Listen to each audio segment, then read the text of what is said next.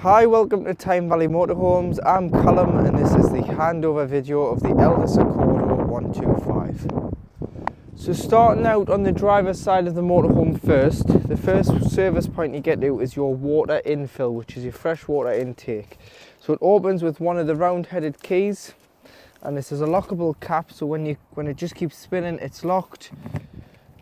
When you put your key in and you push it in and you can turn it and pull it out, it's open. Get yourself a hose pipe that you haven't used for anything else other than water. Get yourself some hose pipe connections, as it's mainly just a brass tap provided by the site. Connect your hose to the tap and put the flat end of the hose into the vehicle. Fill it until it either overflows, which means you've got a full tank of fresh water, or you can look on board the control panel to see how much water you're carrying at any time. When it's time for winter, or you've taken on a source of contaminated water, to drain the fresh water off, directly underneath the skirt of the vehicle is a blue tap. The blue tap is your fresh water drain tap, and you simply open and allow the water out. It's very important that in the winter you drain the vehicle down, which is where you want to eliminate all water inside the van so that nothing can freeze when we're experiencing frost, and the fresh water would be one of those points that you'd want to drain down. 2 exhaust valves for your heating and hot water system, so they will just allow the fumes out when operating on gas. And then just further back here you've got a grey tap. The grey tap is your waste water tap. So this is anything that you've put down a plug hole goes into a separate waste tank. On the way out of your site, you will want to drive over a grid on the floor or as close to it and open the tap up. So open it up and allow the water that's in there to drain out. Again, in the winter it's very important that you allow this tap to be open. So the best thing I would do is, on your last sight of the year, open it up, drain it, but also leave it open when you travel home. It'll rock any loose water out of the tank to make sure that it's fully empty. Here is your cassette locker. Again, opening with one of the round-headed keys, which are called the habitation keys, and then pushing both catches in, you'll be able to drop the door. In here you've got your cassette cartridge. To get your cassette cartridge out, 2 fingers underneath the orange handle and lift it up and slide the cassette out of the side of the motorhome. You can either carry it or you can wheel it to your disposal point, which can normally be found by your toilet block and shower block. To empty, pull the spout up, take the grey cap out and pop that to the side for a moment, and then as you start to pour, press the orange button. It allows a bit of air and stops it glugging. Empty the cassette. Once it's emptied, there is normally a tap there at the disposal point, so put a bit of water in, give it a rinse and tip out again before going in with a cap full of chemical, which can either be green chemical or blue. Some sites want you to use green now as it's more environmentally friendly, and this is a 120ml capsule, so put 120ml into there, back into the van, and it's good to go. If you can never get the cassette out, it means that you've got the blade on the bottom bowl of the toilet, which I'll show you when we're inside the van. That must be closed. If that's open, the cassette won't come out because it's still engaged in the mechanism between the toilet and the cassette.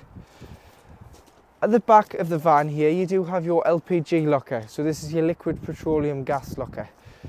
So this is where your gas bottles live. I've got my gas bottle on to show you how your appliances work at the moment. So it fits 2 6kg propane bottles in the gas locker, and the motorhome runs off propane. Propane has a much higher freezing point than butane. Butane is summer gas. So always run the motorhome off propane, as that's what it's kitted up for. Once you've got the bottle on, tie it in. Once you've tied it in, you can then connect this pipe to the top of the cylinder, which is known as the pigtail. And it's a thumb wheel pigtail, so it means there's no need to get a gas spanner or an adjustable wrench. It will tighten with your hands. It's left to tighten, right to loosen, so opposite ways with it being gas. And you would just nip it up and then turn the cylinder on 1 or 2 turns. That's good enough. And then before you start traveling, turn it off. Make sure it's turned off so it's safer for you and other road users when you're driving. On the back panel of the van, you've got your high level brake light. An aftermarket reverse camera has been added at the top. You've also got some storage, and it does have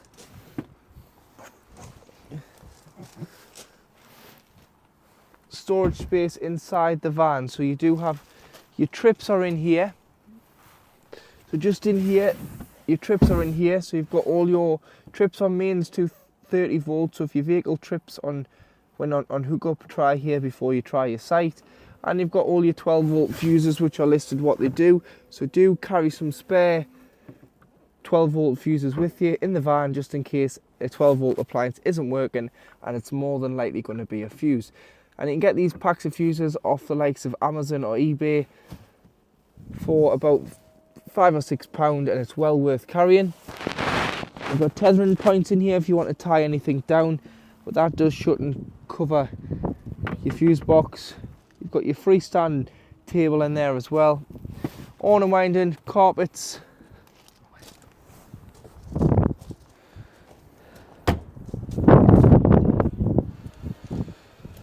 That door there does go on to the retainer, which is here, so give it a good click in and you pull it hard to bring it back down. This locker here is known as your battery locker.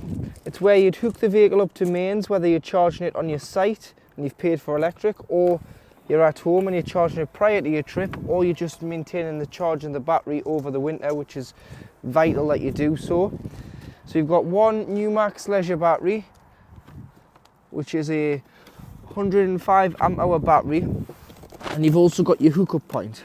So to hook the vehicle up, whether you're charging it at home or you're charging it and using it on site on electric, you get your hookup lead, pop it behind here, lift the lid on the top of the hookup lead and connect it to the van. Once you've connected it to the van, connect the sight and do it in reverse when unhooking, so that you are never walking around with a live lead. And the battery locker key is your West alloy key, so it's your square key. So it's different from the rest, and lock the door once the hookup is in safely. Flue for your wheel heating and hot water system, and this allows the fumes out when operating on gas. So if you do put a zip warning on the side of the van, just make sure that is obstruction free and that it has enough space on either side to allow the fumes out. 2 fridge vents, your awning and your awning light. I would show you your awning, but it's quite windy here today, so don't use your awning in wind speeds over 15 miles an hour. If you go out for the day or go to bed, make sure that awning is in, because it can be like a kite when the wind gets up. Using one of your habitation keys, your door can be locked manually, so you've got to use the key to lock the door. And it'll be one of the 3. So it's that one there. So down to lock, up to open, and that key is the one that ends in 88. To fill the vehicle with diesel, this is your diesel filling point, and it has a lockable cap on. So to unlock the cap, you need to use the Peugeot Boxer key, unlock the cap and fill with fuel. On the slam panel here of the passenger door, you've got your tyre pressures. So 72.3 psi on the front axle and 79.5 on the rear. Battery lives underneath the floor, engine battery, not underneath the bonnet. So you've got, if you ever need to put a charger on or you want to change that battery, lift this cover off in the floor and you'll gain access to the battery, and the bonnet releases here.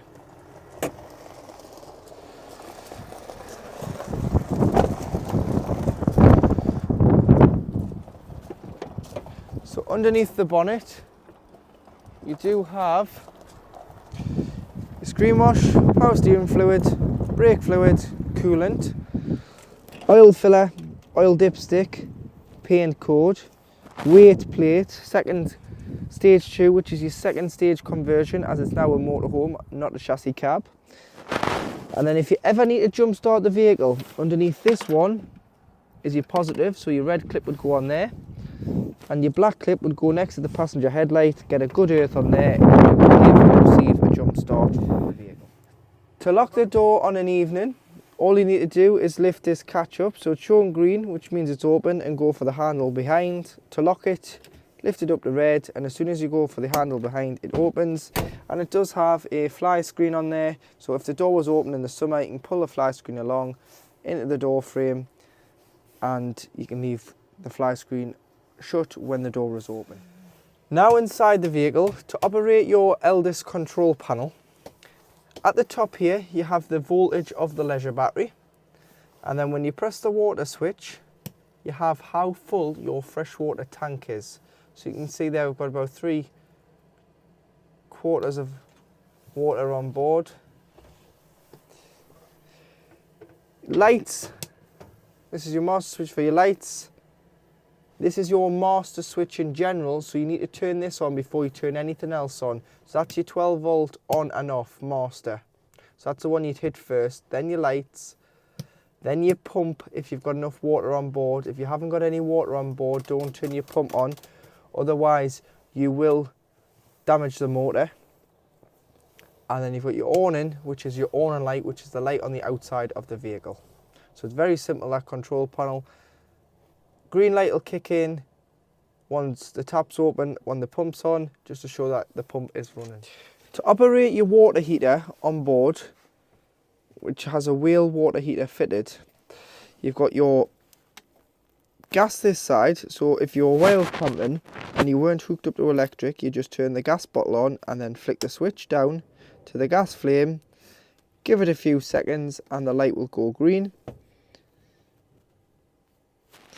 And if you're using electric and you weren't using gas, you've got 750 watts of electric on the first wiggly line, which is the lower output, or 1850 on the bottom, which is 2 kilowatts of electric. So depending on what the site gives you will determine whether you use 1 or 2, but mainly in this country you'll use 2.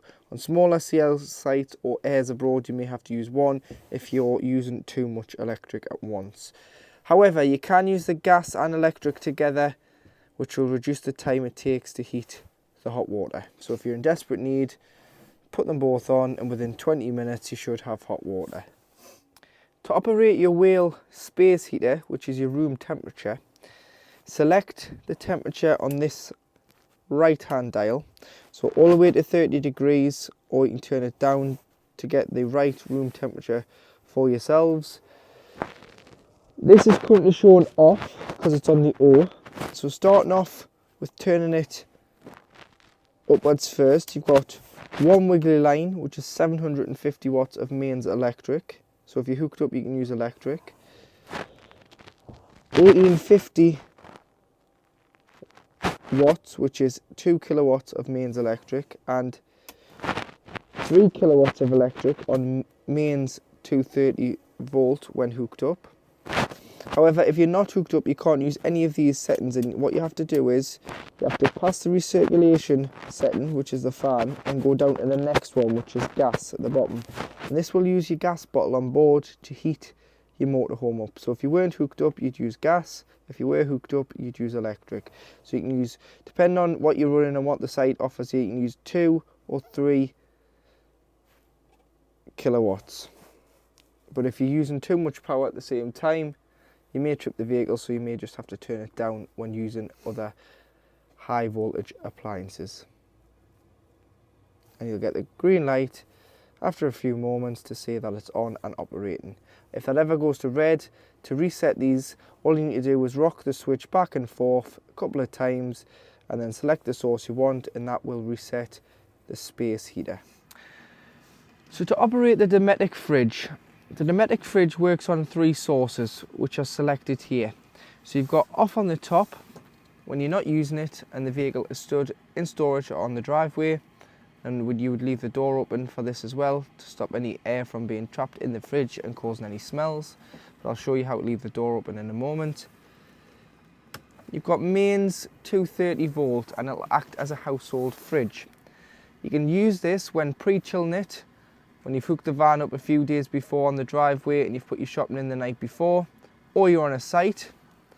If you have put your shopping in the night before and it's chilled, or you're leaving one site and driving a few hours to the next, the best way to keep the shopping at the same temperature it was when departing is putting it on the battery setting, which is this one here. And the battery setting isn't off the leisure battery, it's off the vehicle. When the vehicle is running, sends a charge to the fridge, off the engine, and keeps the temperature the same. So it acts like a giant cool box. So you have to be pre-chilled beforehand, otherwise this will not work. And then finally, you've got gas, which is the bottom one, which you'd use if you're wild camping and you weren't hooked up and you were just parked in a lay-by or a field, you'd have to use gas. Or if you were pre-chilling at the storage yard, again, you'd use gas. So once you've selected gas, this is your temperature. So when pre-chilling, have it on full. When you put your shopping in, turn it down, because full can be too strong and start to form ice in the fridge. But what you've got to do is turn it to full, push this in and push the piezo ignition in together, and you want that orange band to go into the green. So you'll hear the ignition. Once it starts going in, keep it held until it's in the green. Once it's in the green, you can let go, and that now is lit on gas. So that's operating on gas if you're using it for wild camping. However, if you want a site, you would just use mains electric. When not using it, like I says, turn it off, open the door. On the side of the courtesy light of the fridge, you've got this little tab. So if you push that in and slide it forward, these two pins come out. And what that does is it stops the door from shutting fully on itself. That door is not shut. Get my fingers in the top. That will allow air to circulate in and out. So when you're bedding it down for the winter, or you're not using it for a couple of months or a couple of weeks even, leave the door open. When you're bedding it down for the winter, give the fridge a good clean out and leave the door like this. In the kitchen, for your hob, you've got 3 gas burners. So using the ignition on the front of the Thetford oven, you'll be able to light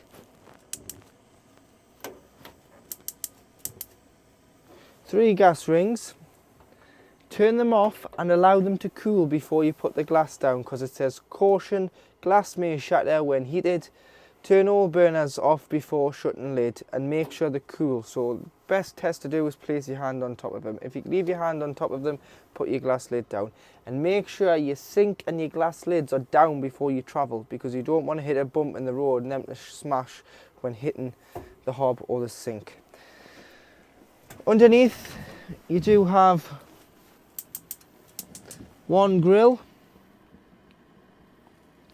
and under the grill you do have one oven. Any parts for the oven, there's a sticker on the side there to show your parts number. This is just showing that your hot water system is working. So selecting the tap onto hot, you can see the steam off the hot water there. That is hot, and the water pump is working as it's pressurising the water through the tap. So directly underneath the oven, you have the location of where your boiler is. So your boiler's at the back here, which is the big blue box, which is your wheel boiler. You've got your water pump here as well, with the water pump filter, and the activator.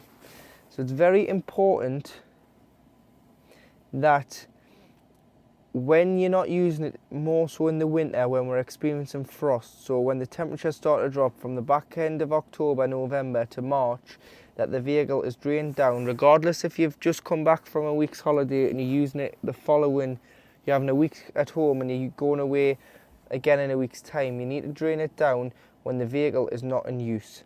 Otherwise, one night is enough for the water to freeze. And to do so, you've got this yellow lever which is called your drain down toggle, and it's currently pointing to the driver's side of the vehicle and the washroom door. To allow the water out, you need to lift it up so it's pointing to the oven, and it will drain the water out directly out underneath the chassis in that upwards position. Let it drain, but come in without the pump on. If you put the pump on, it will try and put the water back into the boiler. So the best thing to do is, I do it in a routine. So start on the outside of the van and I do the fresh and the waste, which the waste should always be drained at your last site, and you shouldn't be driving around with a full tank of fresh water. unless necessary when going wild camping. So there should only be 20 litres in there, if not it should be empty. Come into the van, lift this up, open all the taps within the van and remove the shower head from the shower hose, because if the pipe's up in the air on the shower stand, any water could sit in the loop and freeze and crack the pipe. So take the shower head off the pipe and lie that into the shower tray. Then put the control panel on and put the pump on for 10 seconds. It will blow any water that's sitting in the pump itself, any plastic pipelines or the filter out through the tap. It'll spit it out and it'll go straight into the waste, which is open. Then when you come to reuse the van, close the fresh and the waste outside, close the boiler, so put it back into this position, assemble the shower head tap, shut the taps, put the hose in if you're at home on your first sight of the year, and fill it until it overflows, or until you look on your control panel and you've got enough water on board. Turn the pump on and go to the cold side of the tap first. You've got a pressurised flow on cold, because cold comes from the fresh water tank straight at the pump and straight at the tap. However, when you go to hot, you're going to get a lot of coughing and spluttering through the tap, because what's happening is it's going from the fresh water tank to the pump, from the pump to the boiler, and then back to the pump and back up. So it's going through the pump to the tap, and you're going to get a lot of air that's being left in the boiler, even though it's been open. As it's filling with water, the air's getting pushed out the tap until you get a pressurised flow. So this could go on 3 or 4 minutes, let it do its thing. Once you get a pressurised flow out of one tap, do them all, and then your system is then primed for the season. But we can't stress enough how important it is that you drain the vehicle down in the winter, because it's not covered under any warranty. If you break your boiler by leaving water in, it's a costly mistake to make, and you will have to pay to have a new boiler. That's not what you want, so do drain it down. Also underneath here, you've got these 3 red taps, and these are gas isolation valves. The main isolation valve is on the bottle, of course, so if you've got a gas leak, the best thing to do is turn the bottle off. However, if you didn't want it to ruin your holiday and you thought something was playing up, you can isolate each individual appliance. So you've got your hot water system and your heating, your hob and your oven. So all you need to do is turn it this way, and this is shut, these are open, and now these are all open. So just make sure, if you're not getting gas to anything, that you haven't shut one of these off, because it does happen from time to time. So now in the washroom, so to operate the toilet, ensure that the pump's on, as that's how your water system on a motorhome works. The pump must be on to pressurise the water to the taps, toilet and shower. And then before you use it, press the blue button, which is your fresh water flush. So press and put a little bit of water in. This helps keep the seal between the top of the blade and the bottom of the toilet lubricated. And then before you use it, you want to open the grey lever, which is the blade. So slide it to the right, to the left, sorry, to the right. This will open it. Use the toilet. Flush it after use. If you've got any pink liquid, which you've bought with the blue liquid in a twin pack, all you need to do is put it in a spray bottle and dilute it with water, spray the bowl, flush, does exactly the same thing, just this motorhome doesn't have a separate header tank for your toilet liquid. It's a fresh water flush toilet. And then slide this back to the left, and this is your toilet closed. So if your toilet did indicate that it was full, it will with 3 green lights underneath the diagram of the cassette here on the left hand side, and then that needs to be closed to get the cassette out the side of the van. Toilet roll holder, toiletry cabinet, shower curtain which comes across the toilet to stop it getting wet, and your toilet roll, most importantly. You've got your heater there, so it gets nice and warm in here. So if you've got any wet coats or wet towels, tend to hang them up in here, put your heating on and shut the door. This is the smallest place in the van and it'll get lovely and warm. You've got a toiletry cabinet underneath the sink and underneath here. Like I was saying about the shower, take the shower head off the shower hose and lie that down. Just any water could sit in there and potentially freeze. And then do just be careful with what you clean any of the plastic out. Toilet, sink and vanity unit and the shower tray, because it is just plastic. Harsh bleaches will damage the finish. So just use Dettol spray, flash wipes or Fairy Up liquid in a microfiber cloth. Don't use any abrasive scourers or anything on this because you will damage it and scratch it. So just be very gentle with what you clean your washroom out with. So at the back of the Accordo 125 you've got the transverse double bed and you've got these partition boards. So they do just lift out when lifting the bed up, so you can lift the bed frame up and there's two straps on either side, which means you can leave the bed up in position and use the back to put larger items in. The partition boards come out as well, so if you do have bikes and things that you've loaded in through the back door on the sides and you want to stand them up in the back, you can. You've also got your freestanding table underneath there which clips onto the one at the front, and if you push the catches in behind the handle you've got storage right the way through the top lockers. A privacy curtain as well which is tied back here, so if you were sitting in the front and someone was sleeping at the back, you can pull that across. Wardrobe space in here. Someone has fitted a solar panel to the vehicle. So this is a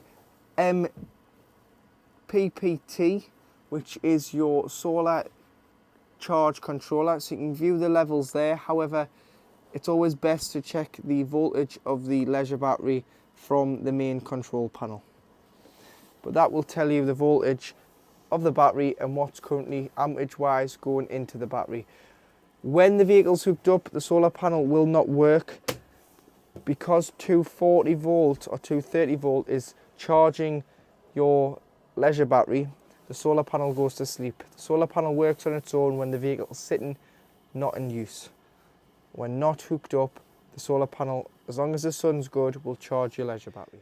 To operate the telly fitted to this vehicle, this has a Bosch 230 volt TV fitted. So it's got to be plugged in here with the aerial cable as well, and this will only work when you're hooked up.